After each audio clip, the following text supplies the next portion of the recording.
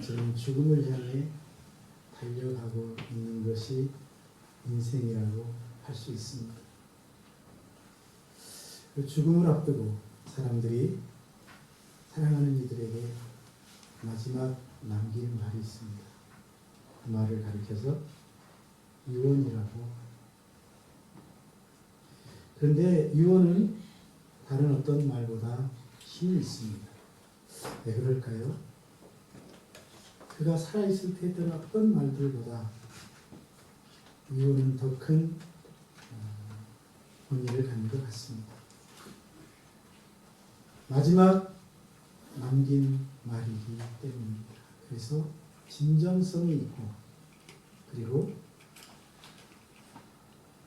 그 말이 고인의 뜻을 받드는 것이고 또 고인에 대한 예의라고 생각하기 때문에 마지막 남긴 유언을 지키려고 노력합니다. 그런데 우리 예수님께서는 십자가에 돌아가시면서 유언을 남기지 않으셨습니다. 그리고 하늘로 승천하시면서도 유언은 남기지 않으신 것 같아요. 단지 돌아가시기 전에, 그리고 승천하시기 전에 하셨던, 제자들에게 주셨던 몇 가지 말씀들만 있을 뿐입니다. 그래서 우리는 그 말씀들을 예수님께서 마지막으로 남기신 말씀들이라 해서 유언과 같이 생각합니다. 그런데 그 말씀들을 정리해 보면 결국 두 가지입니다. 하나는 성령을 받으라는 것이죠. 22절. 이 말씀을 하시고 그들을 향하여 내심을 이르시되 성령을 받으라. 성령을 받으라. 다른 하나는 사명을 감당하는 것입니다. 21절에 아버지께서 나를 보내신 것 같이 나도 너희를 보내노라. 무슨 말입니까? 세상 가운데 왜 보냅니까? 예수님의 복음과 하나님 나라를 전하라고 보내는 것입니다. 그러므로 결국 성령 받고 사명자로서 살라는 그런 말씀입니다. 예수님으로부터 이 말씀을 들은 제자들은 예수님께서 주신 이 말씀을 기억하고 그 말씀대로 살려고 최선을 다했습니다. 그렇다면 여러분, 예수님께서 왜 제자들에게 성령을 받으라고 하셨을까요? 오늘 말씀 19절. 이날 곧 안식 후 첫날에 저녁 때에 제자들이 유대인들을 두려워하여, 누구를 두려워해요? 유대인들을 두려워하여 모인 곳에 문들을 닫았더니 예수께서 오사서서 이르시되 너희에게 평강이 있을지어다. 예수님이 오셔서 하신 첫날의 말씀, 그 두려워하고 겁이 많아서 숨어있는 그들에게 평강을 선포하시고 두 번이나 말씀하시죠. 너희에게 평강이 있을지어다. 19절. 그리고 21절에도 너희에게 평강이 있을지어다. 그 자리에는 자사랑 가룟유다와 잠시 자유를 비웠던 도마를 제외하고 10명의 제자들이 있었습니다. 물론 여인들도 있었을 것입니다. 그러므로 평강이 있을지어다. 그리고 성령을 받으라는 말씀을 들었던 사람들은 제자들입니다. 그렇다면 왜 제자들에게 예수님이 성령을 받으라고 하실까요? 제자들은 다른 사람과 다릅니다. 어떻게 다르죠? 그들은 예수님으로부터 이미 선택을 받고 부르심을 받은 사람입니다. 예수님은 3년 전에 갈릴리 해변에서 갈릴리 바다에 그물을 던지고 있던 베드로와 안드레를 나를 따라오라고, 내가 너희를 사람 낚는 어부가 되게 하겠다고 부르셨습니다. 그래서 그들은 그물을 버려두고 배를 버리고 예수님을 따라갑니다. 거기서 좀 더 가시다가 예수님은 아버지와 함께 그물을 깃고 있던 요한과 야고보를 부르십니다. 그들 역시 예수님의 부르심을 듣고 그 부르심에 순종하여 그물과 아버지를 남겨둔 채 예수님을 따라갔습니다. 다시 말하면 그들은 예수님께 선택받고 부름받은 제자들이었습니다. 또한 그들은 제자로서 특별한 훈련 과정을 거쳤던 사람들입니다. 3년 동안이나 주님과 동고동락하면서 주님으로부터 가르침을 받고 또 전도하는 훈련도 받았습니다. 또한 그들은 예수님이 사역하시는 모습을 지켜보았습니다. 얼마나 복된 자리에서 예수님이 행하시는 놀라운 기적과 이적들을 목격했던 사람인지 모릅니다. 그들은요, 물이 포도주가 되고 예수님이 보리떡 5개와 물고기 2마리로 5,000명을 먹이고 12광주리가 남기는 기적을 행하시는 것도 보았습니다. 그들은 예수님이 문둥병자는 물론이고 중풍병자, 안진뱅이, 벙어리, 귀머거리 등 수많은 지체장애자들을 고치시고 일으키시는 것도 보았습니다. 귀신을 쫓아내는 것도, 무리를 거르시는 것도, 바람과 풍랑을 말씀으로 잠잠케 하신 것도 보았습니다. 또한 제자들은 예수님의 능력으로 이적을 행하기도 했습니다. 둘씩 짝지어 보냄을 받고 가서 복음을 전하는데 그들이 기도하자 귀신들이 쫓겨갑니다. 다시 말씀드리면 예수님의 제자들은 특별한 사람들이었습니다. 선택을 받고 특별한 훈련을 받고 그리고 예수님의 능력을 힘입어 사역했던 사람들, 예수님이 행하시는 것을 근거리에서 지근거리에서 지켜보며 예수님으로부터 배웠던 사람들입니다. 그랬던 그들이 십자가 앞에 서자 물러섭니다. 십자가를 마주하자 예수님을 모른다고 부인하고 예수님을 버리고 뿔뿔이 흩어집니다. 십자가 앞에서 그들은 더 이상 제자가 아니었습니다. 게다가 그들은 지금 유대인들이 두려워서 문을 걸어 잠근 채 숨어 있습니다. 그러니 유대인들 앞에서도 저들은 더 이상 제자가 아닙니다. 여러분, 이 사실은 우리에게 매우 중요한 교훈을 줍니다. 예수님으로부터 부르심을 받았다고 다 제자가 아니라는 사실. 남다른 훈련을 받았다고 다 제자가 아닙니다. 가룟유다도 훈련을 받지 않았습니까?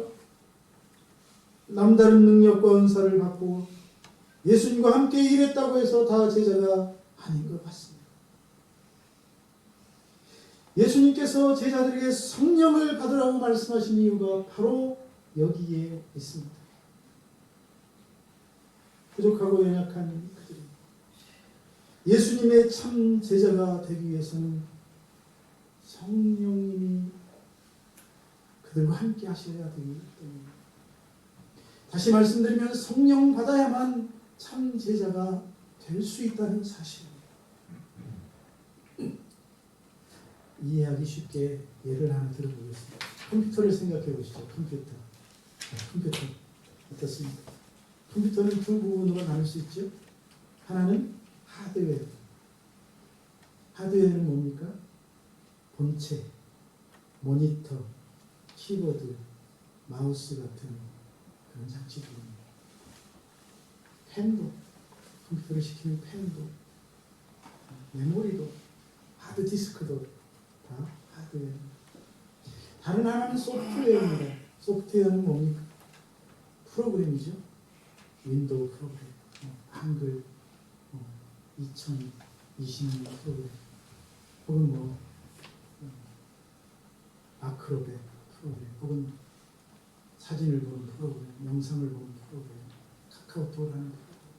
이런 프로그램들이 있어야 그 기능을 죄입니다. 그래서 그것을 소프트웨어라고 하죠. 자, 컴퓨터를 작동시키려면 이 두 가지가 다 있어야 합니다. 그렇죠? 그런데 이 두 가지를 다 갖췄다고 해도 한 가지가 없으면 컴퓨터는 움직이지 않습니다. 그게 뭔지 아십니까? 동력입니다. 전원. 동력을 컴퓨터에 공급하지 않으면 컴퓨터는 작동하지 않습니다. 전원이 들어가야 하는 것입니다. 그래야만 비로소 컴퓨터가 하드웨어가 움직이고 소프트웨어가 구동합니다. 예수님의 제자가 되는 것도 마찬가지라고 생각합니다. 훌륭한 인재가 부르심을 받습니다. 여러 가지 고된 훈련 과정을 통해 제자로서 훌륭한 차질도 갖추었습니다. 하지만 그것만으로는 부족합니다. 그것만으로는 예수님의 참 제자가 될 수 없다는 사실입니다. 예수님의 제자가 되기 위해서는 동력이 필요합니다. 하나님이 주시는 힘, 하나님이 주시는 능력, 그 힘이 어디서부터 옵니까? 그 힘은 성령님이 주시는 줄로 믿습니다. 성령님은 하나님의 능력이기 때문이지요. 예수님께서 제자들에게 성령을 받으라고 숨을 내쉬며 말씀하시는 이유가 바로 거기 있습니다. 여러분, 예수님의 제자들이 성령 받은 후에 그들이 어떻게 변화되었는지를 살펴보면 우리가 그 사실을 더 잘 느낄 수 있습니다. 먼저 그들은 성령 받은 이후에 주님과 함께하는 삶을 비로소 살게 됩니다. 제자들이 성령 받고 난 후에 그들에게 일어난 가장 큰 변화는 주님과 함께하는 삶을 살게 되었다는 것입니다. 예수님이 십자가에 못 박혀 죽으시고 구름을 타고 하늘로 승천하셨지만 성령 받고 나서는 더 이상 두렵지 않습니다. 더 이상 혼자가 아닙니다. 마태복음 28장 20절에서 예수님은 이렇게 말씀하셨습니다. 볼지어다 내가 세상 끝날까지 너희와 항상 함께 있으리라. 우리와 항상 함께 있겠다고 예수님이 마태복음 28장 20절에서 말씀하셨잖아요. 그런데 예수님이 이 말씀을 하신 뒤에 얼마 지나지 않아 몇 시간 지나지 않아 제자들 곁을 떠나 하늘로 승천하십니다. 아니 우리와 함께 세상 끝날까지 같이 있겠다고 하셨으면서 구름을 타고 올라가 버리시는 거예요. 예수님이 거짓말하신 것입니까? 예수님이 지금 지키지 못할 약속을 하신 것입니까? 그렇지 않습니다. 이는 예수님이 성령님을 통해서 제자들과 세상 끝날까지 함께 하시겠다는 약속의 말씀이었기 때문입니다. 할렐루야. 제자들은 성령님을 받고 나서야 예수님의 그 말씀이 무슨 뜻인지 깨닫습니다. 바로 그 말씀은 예수님께서 승천하신 후에 성령님을 보내 자기들과 세상 끝날까지 함께 하시겠다는 약속이었음을 깨달았던 것입니다. 예수님께서는 또 제자들에게 이렇게 말씀하신 적도 있습니다. 두세 사람이 내 이름으로 모인 곳에는 나도 그들 중에 하나니라. 이 말씀 역시 제자들이 예수님의 이름으로 함께 모여 기도할 때 그들과 함께 계시겠다는 약속의 말씀이 아닙니까? 제자들은 이 말씀 역시 성령님을 받고 나서야 무슨 뜻인지 깨닫습니다. 성령님 받기 전에는 예수님이 자신들과 함께 하겠다는 약속의 말씀 깨닫지 못하고 그 사실을 믿지도 못했습니다. 그러니 지금 두려워서 숨어 있는 것입니다.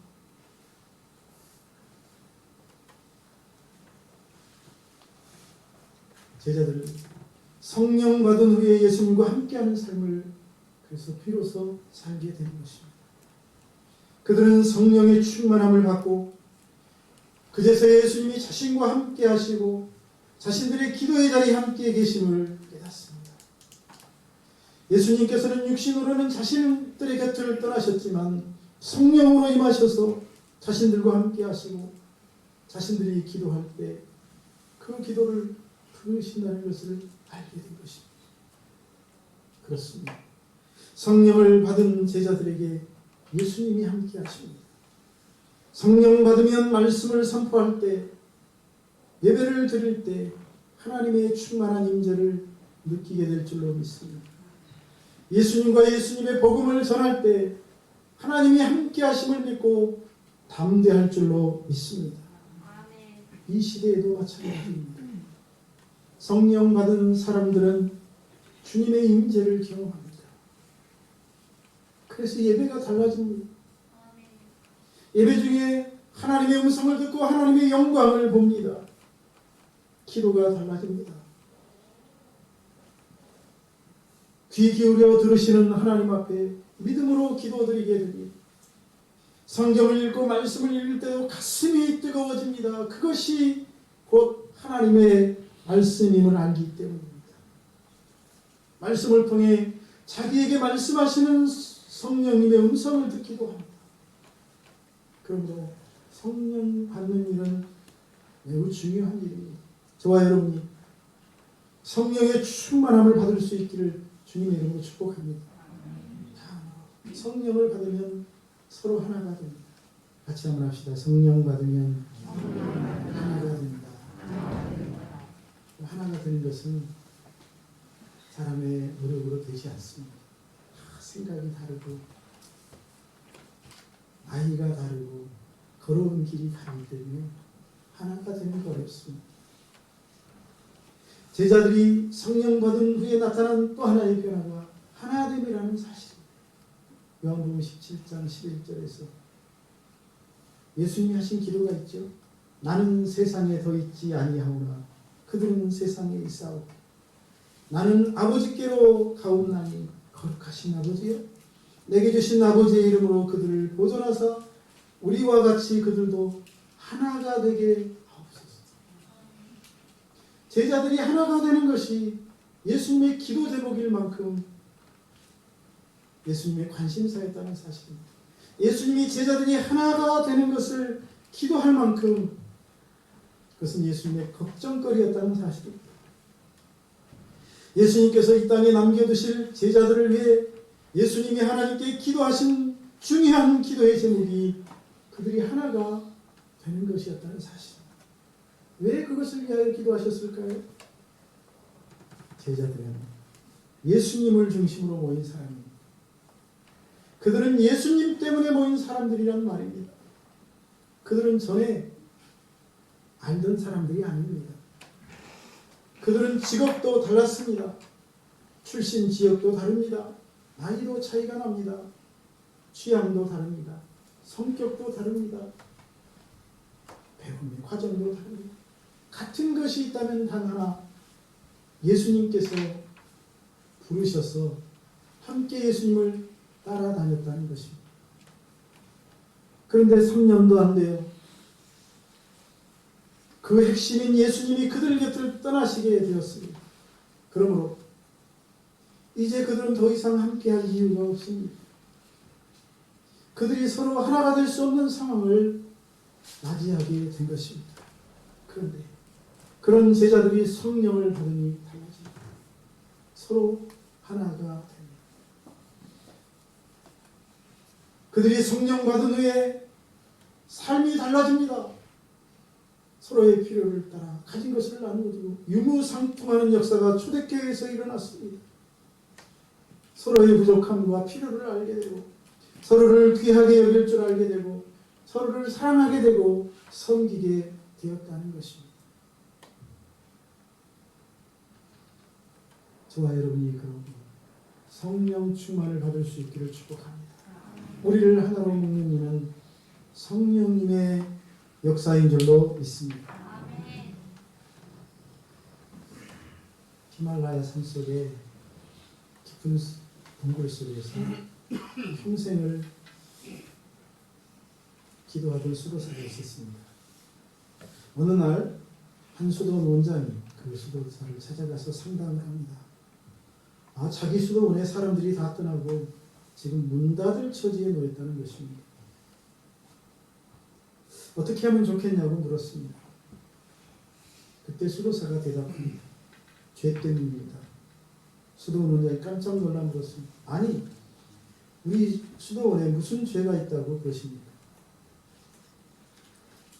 우리 수도사들이 살인을 했습니까? 강도질을 했습니까? 아니면 도적질을 했습니까? 간음을 했습니까? 수도하던 수도사가 대답합니다. 죄가 있지요. 무지라는 죄 때문입니다. 당신들 속에 사람의 모습으로 변장하신 하나님이 계시는데 당신들이 그분을 몰라보고 있기 때문에 어려운 일이 생긴 것이에요. 그분을 잘 모시면 다시 회복될 것이라고 이야기합니다. 그 수도원 원장은 수도원으로 돌아가서 수도원의 모든 수도사들을 모아놓고 그분이 하신 말을 전했습니다. 그 후로 수도원의 수도사들은 생각하기 시작합니다. 이 가운데 사람으로 변장한 하나님이 계시다. 그러면서 서로를 다른 눈으로 보기 시작합니다. 이분이 그 하나님이신가? 아니, 저분이 그 하나님이신가? 서로 겸손한 마음으로 서로를 바라보기 시작합니다. 그리고 말을 조심합니다. 서로를 하나님 대하듯 섬기기 시작합니다. 자기들 안에 하나님께서 거하신다고 생각하니 모임의 분위기도 달라집니다. 모이면 서로 잘난 체하고 티격태격하고 다투던 그들이 이제는 누가 하나님이 이 자리에 계실지 모르니 함부로 나서지 않습니다. 겸손하게 서로의 이야기를 경청합니다. 그래서 모임이 분위기가 달라지고 사랑이 넘치고 감사가 넘치는 모임으로 바뀝니다. 그러자 자연스럽게 소문이 나기 시작합니다.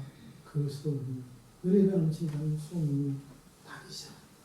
다시 사람들이 모여들고 그 수도원이 이전의 모습을 회복했다는 이야기입니다. 여러분, 제자들이 그렇게 변했다는 것입니다.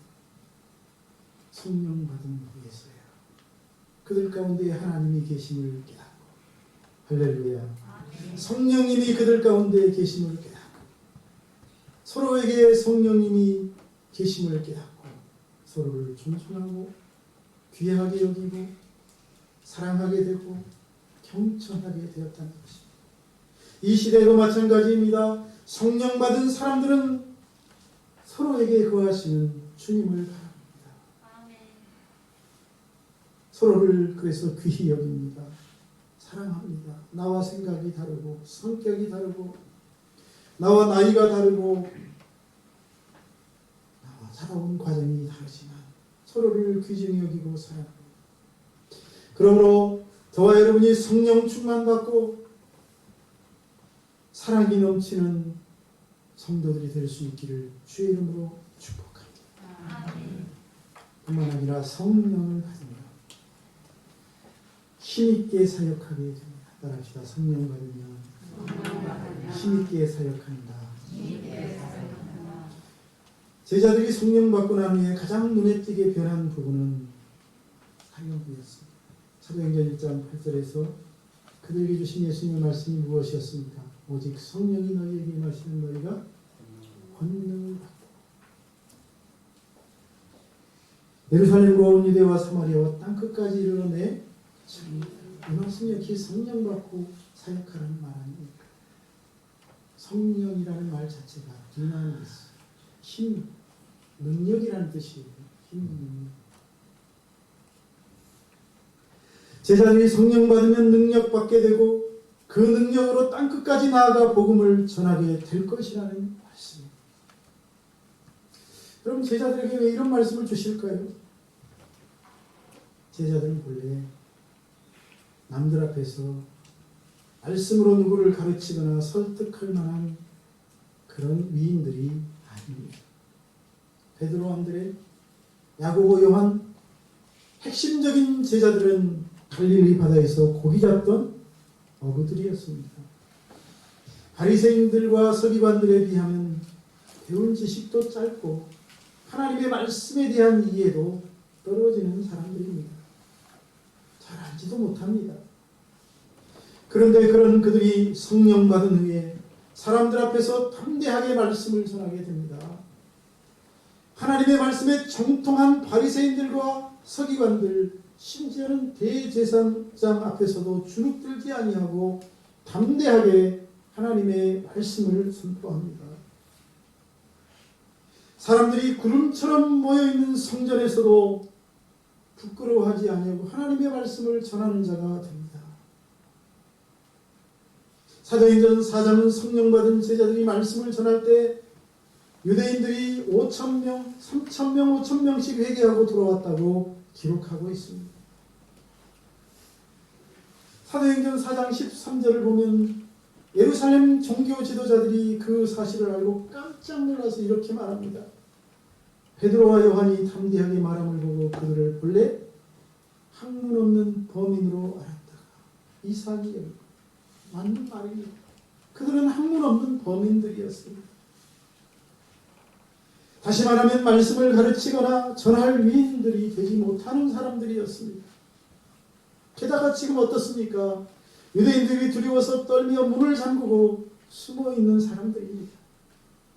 그런데 그런 그들에게 성령이 많이 달라집니다. 그들이 성령 받으니 완전히 변합니다. 더 이상 숨어있지 않고 담대하게 문을 열고 거리로 뛰쳐나갑니다. 예수와 예수의 복음을 부끄러워하지 아니하고 담대하게 전하기 시작합니다.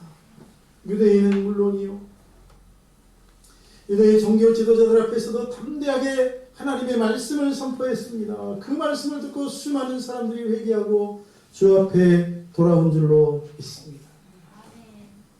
성령이 임하시면 달라지는 것입니다. 내 능력으로, 내 지혜로 일할 수 없습니다.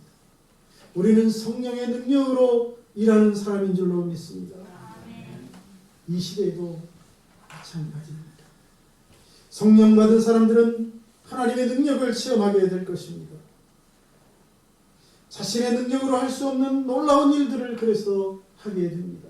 사람들을 변화시키고 세상을 변화시키는 사람이 될 줄로 믿습니다. 그래서 예수님이 제자들에게 성령을 받으라고 말씀하신 것입니다. 바울이 에베소 교회에 보낸 서신에서 바울은 에베소 교인들에게 오직 성령의 충만함을 받으라고 말하고 있는데, 바울이 그렇게 말한 이유도 동일합니다. 성령 충만은 그리스도인들에게 선택이 아니라 필수입니다. 그러므로 성령을 구하십시오.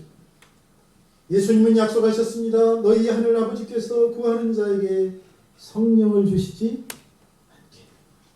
무슨 말입니까? 성령을 구하면 주시겠다는 말씀입니다. 저와 여러분, 성령 충만을 구하여 성령을 받고 변하여 예수님과 예수님의 복음을 위하여 살아가는 귀한 일꾼 될 수 있기를 주의 이름으로 축원합니다. 기도하겠습니다. 살아계신 하나님, 오늘도 하나님의 말씀을 통해서 성령 충만 받아야 하는 이유가 무엇인지를 깨닫게 해주시니 감사합니다.